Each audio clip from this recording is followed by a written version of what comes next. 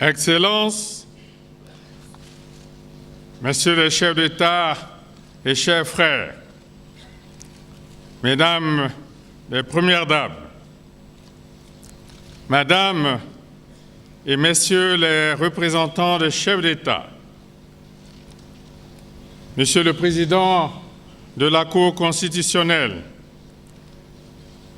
Monsieur le Président du Sénat, Monsieur le Président de l'Assemblée nationale, Mesdames et Messieurs les ministres, Monsieur le Premier Président de la Cour suprême, Excellences, Mesdames et Messieurs les ambassadeurs, chefs de mission diplomatiques et représentants des organismes internationaux, distingués invités, Mesdames et Messieurs, mes chers concitoyens, je voudrais, au tout début de mon propos, dire à mes frères, leurs Excellences, Messieurs les chefs d'État, à Madame et Messieurs les représentants de chefs d'État, à Mesdames et Messieurs les représentants des États et des organisations internationales, que je suis particulièrement heureux de vous recevoir ici, à Brazzaville, à l'occasion de cette cérémonie d'investiture. Je vous transmets les chaleureuses salutations de tous les Congolais et vous exprime nos vœux cordiaux de bienvenue et d'agréable séjour en République du Congo.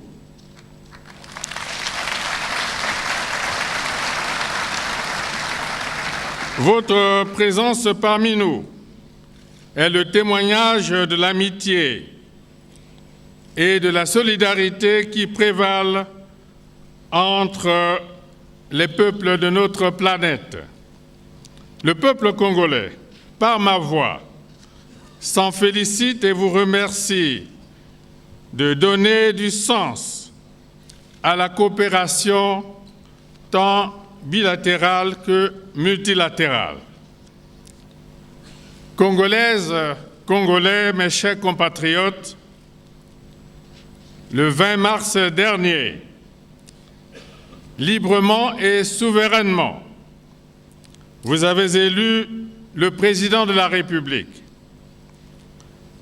Vous avez porté votre choix sur ma personne, me renouvelant ainsi votre bienveillante confiance, ce dont de tout cœur je vous suis reconnaissant. Par vos suffrages que j'ai sollicités avec ardeur et que vous m'avez accordé avec assurance, vous m'avez donné l'exaltante mission de continuer à conduire la nation congolaise vers des horizons meilleurs. Cette mission, comme les précédentes, est un appel. Et c'est le devoir de tout citoyen, de tout patriote, de répondre à l'appel de son pays. Voilà pourquoi ce jour, samedi 16 avril 2016, je suis venu auprès de la Cour constitutionnelle prêter le serment que prescrit la Constitution de la République au président élu au moment de son entrée en fonction. Désormais, revêtu de la charge suprême de la nouvelle République, je me tiens devant vous pour nouer avec vous un nouveau contrat.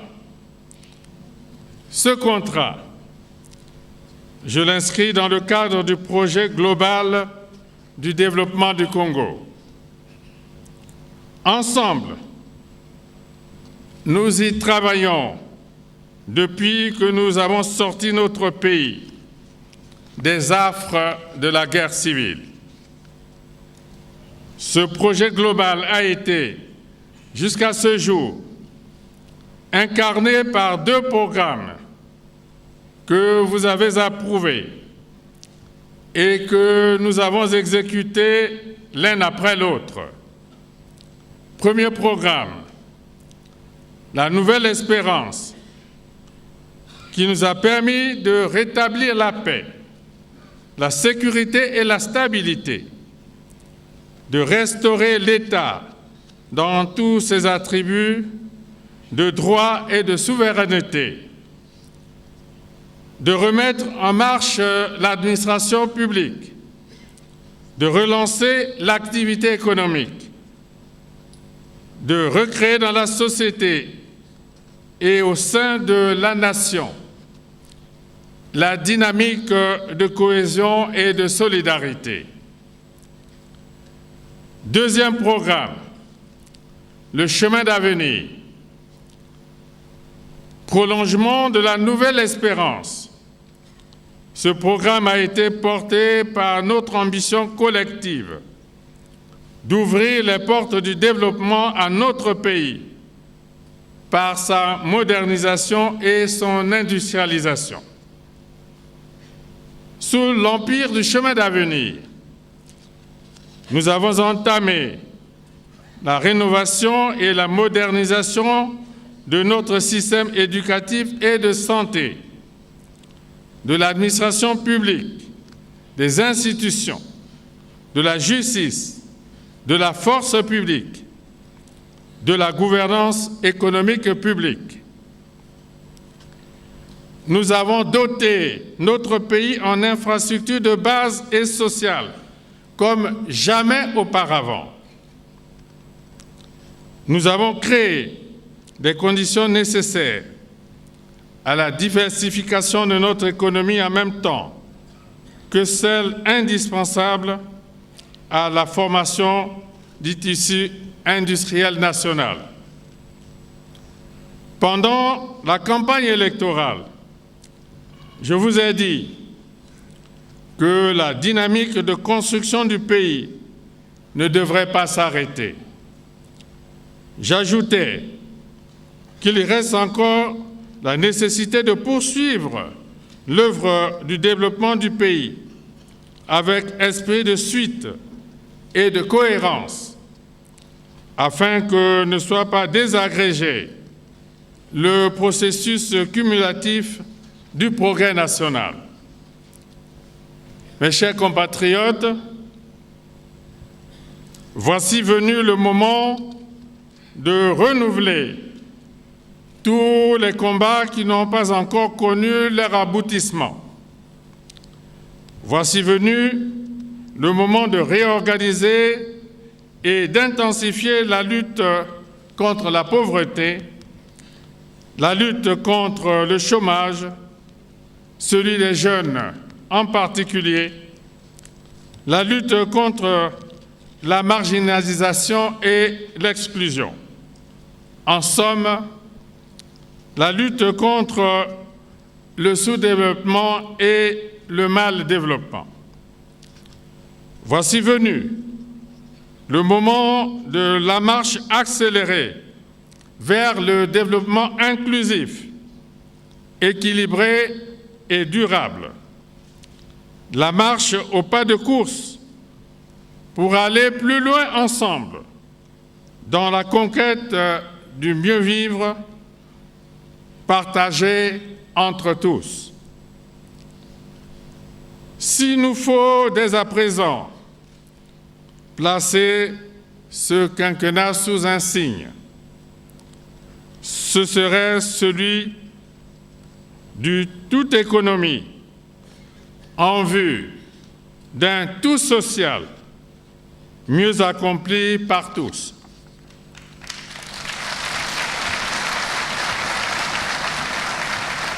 Le quinquennat sera celui de l'économie. Je le réaffirme. Tous nos efforts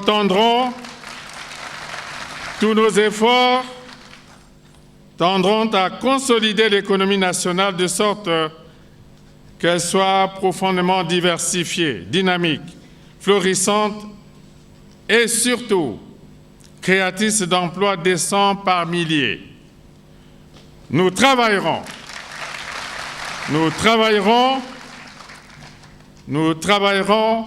à éradiquer le chômage, celui des jeunes principalement.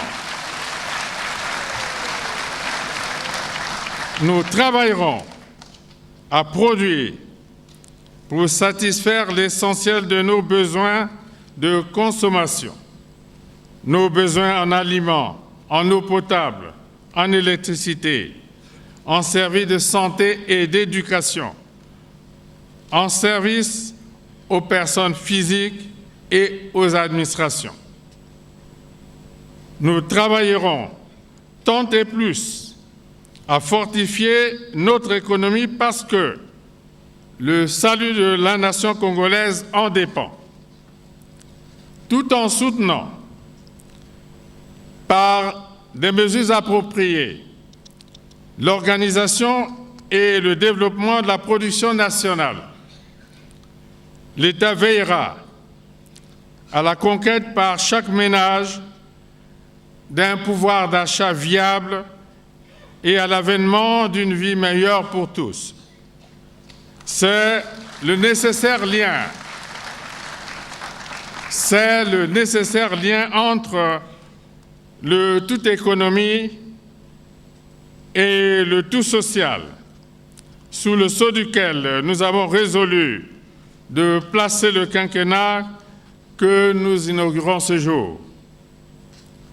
Voilà le défi que nous avons à relever ensemble pendant les 5 ans à venir.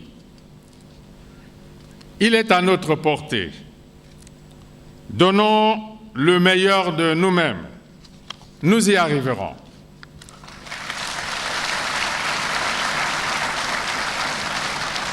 Mes chers compatriotes, l'État dans notre pays est un des leviers de progrès et sans aucun doute le principal agent de transformation sociale. Sa vocation stratégique dans l'économie et la sphère sociale doit être réaffirmée et confortée. Au cours du prochain quinquennat, l'État continuera de piloter les politiques économiques et sociales. La responsabilité lui incombe, entre autres, de favoriser l'éclosion des initiatives privées dans tous les secteurs de l'économie, d'attirer en grand nombre les investissements directs étrangers couvrant diverses branches, d'aider au financement direct ou indirect des entreprises, d'accompagner les entreprises dans leur stratégie de développement et de pérennisation de leurs activités, de veiller à l'emploi des jeunes et d'encourager de façon spécifique toutes les entreprises qui donnent la chance aux jeunes d'intégrer le monde du travail.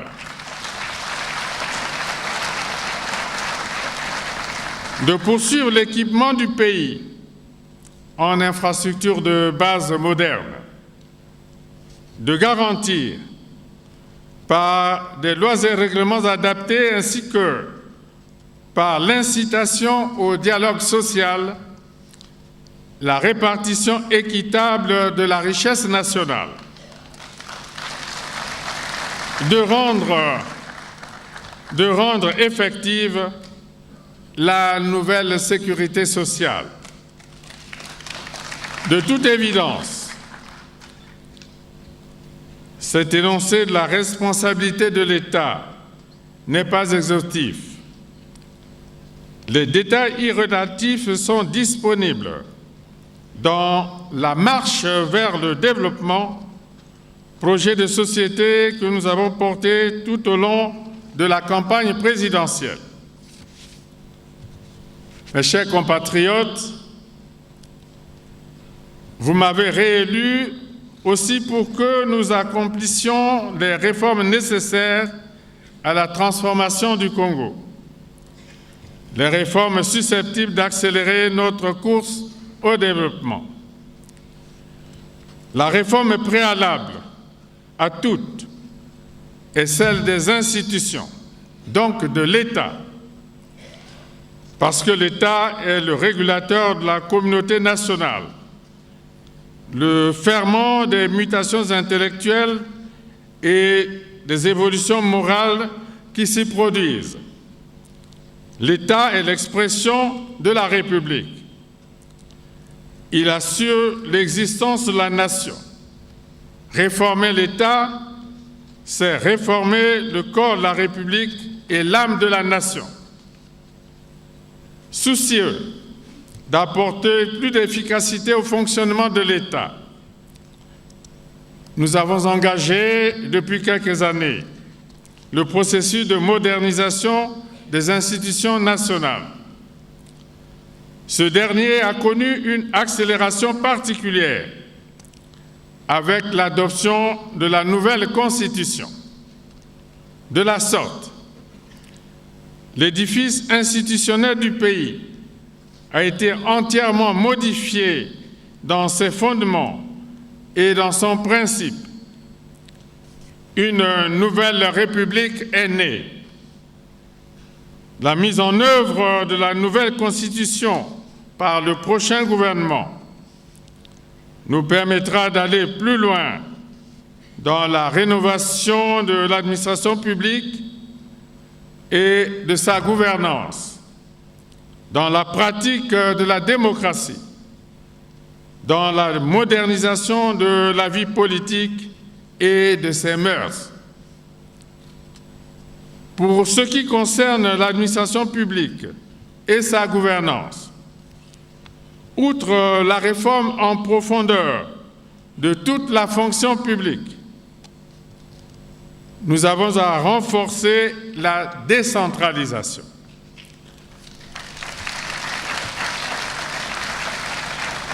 Par ces temps de grandes incertitudes macroéconomiques, il y a nécessité pour l'État d'être au plus près de chaque collectivité locale afin de mieux conduire son action de régulation et de catalyseur du développement. Il y a urgence pour l'administration publique d'agir à partir de chaque localité en tenant compte de la particularité de chaque espace géographique, des réalités propres à chaque collectivité locale et des comportements spécifiques en liaison avec les structures sociales existantes. Le développement du Congo sera à la fois global et local, grâce à la décentralisation. Grâce à la décentralisation, on améliorera la gouvernance locale, contribuant à une meilleure satisfaction des besoins des populations des différentes localités du pays. Grâce à la décentralisation, on rendra l'action publique plus efficace.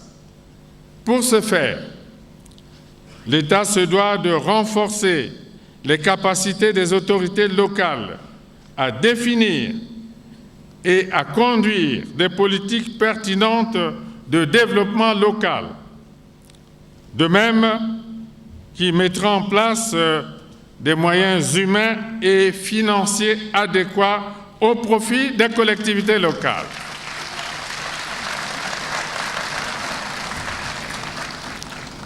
C'est tout l'enjeu de la décentralisation.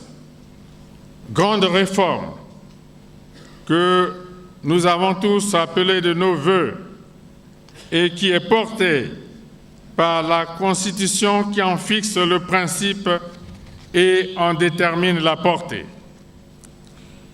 Mes chers compatriotes, le développement a ses exigences, ses valeurs.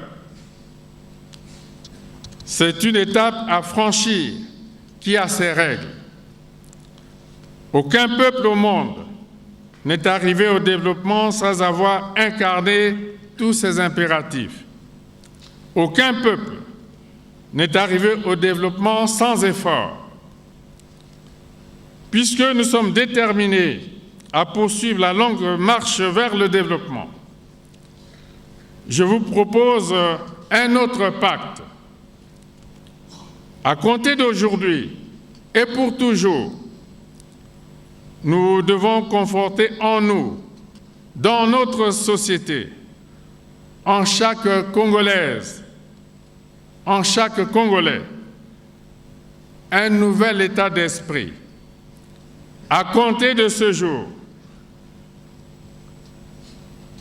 de la base au sommet de l'État, du citoyen au responsable politique ou administratif, du fonctionnaire au ministre, adoptons une seule manière d'être et d'agir, une seule manière de servir l'État, la République et la nation.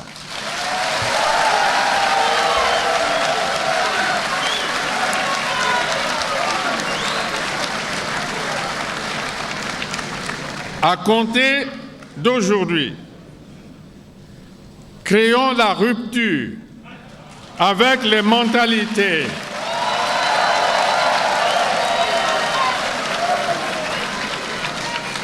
À compter d'aujourd'hui, créons la rupture avec les mentalités déviantes et les comportements pervers du passé. Je cite, la paresse, le laxisme, l'irresponsabilité, l'inconscience, la corruption. Ce n'est pas fini. La fraude, la concussion, l'ethnocentrisme ou l'instinct grégaire, le népotisme et la tendance à la gabegie.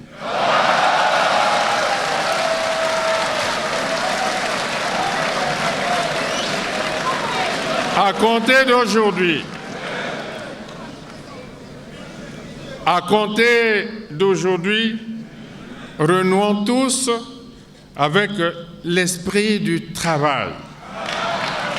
L'esprit du travail,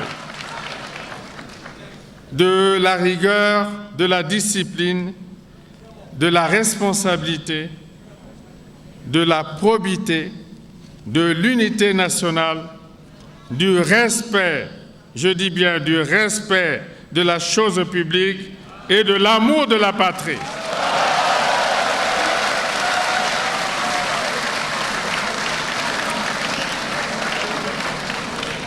À la rentrée scolaire prochaine, ces valeurs qui procèdent de l'éthique républicaine seront enseignées dans toutes les écoles de la République.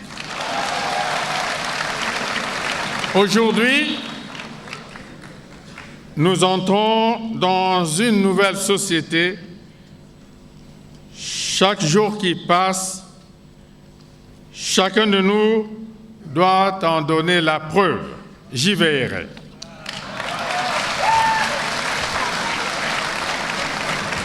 Mes chers compatriotes,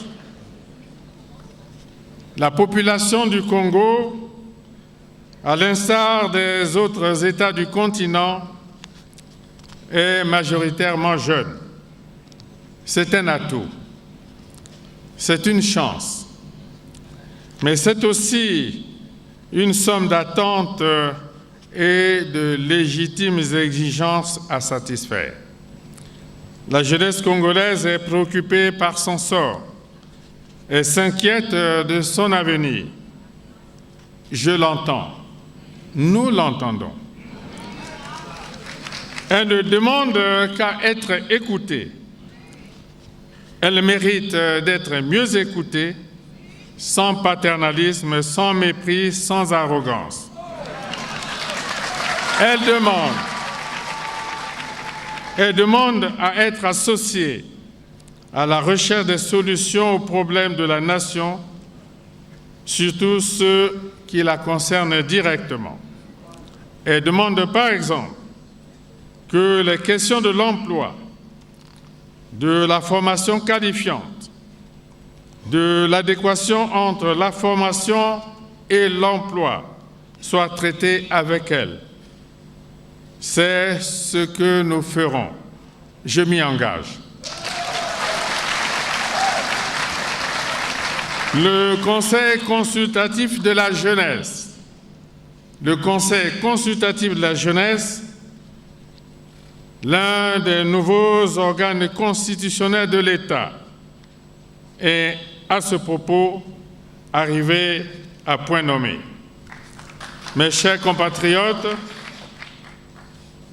en me faisant promesse du renouvellement de votre confiance, vous m'avez demandé de façon pressante d'apporter des réponses appropriées à quelques urgences du moment.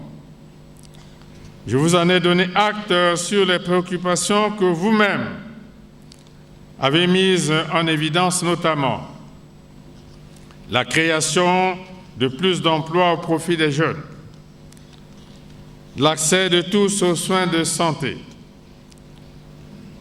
le recalibrage et la modernisation du système éducatif, l'amélioration de la desserte des villes et des campagnes en eau potable et en électricité, la préservation de l'environnement, l'amélioration du cadre de vie dans nos villes, le renforcement de la diplomatie économique, l'affirmation de notre indépendance et de notre souveraineté, la préservation de la paix, de l'unité nationale, de la sécurité et de la stabilité.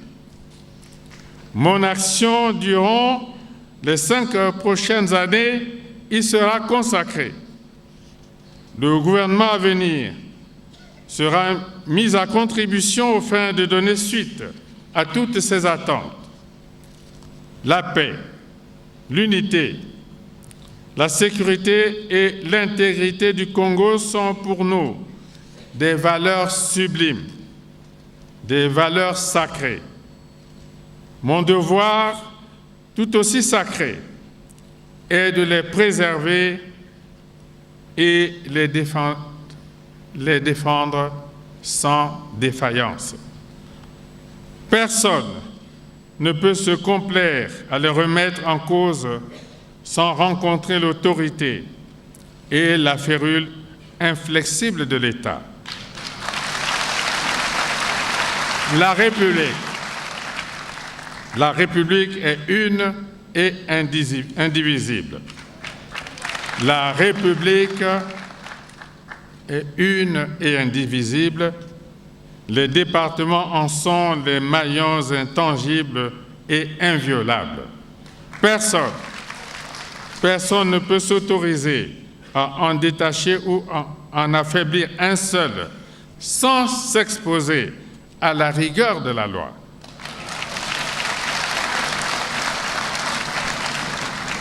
Il en est ainsi de la nation congolaise comme des autres nations du monde. Mes chers compatriotes,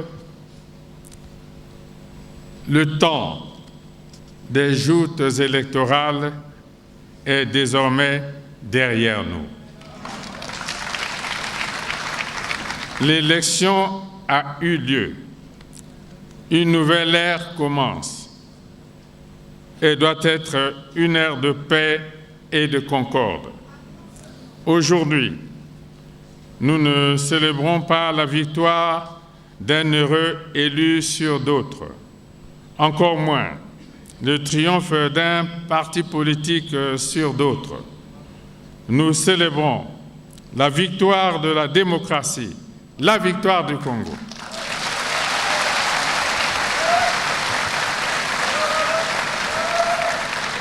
Je suis le président de tous les Congolais. À ce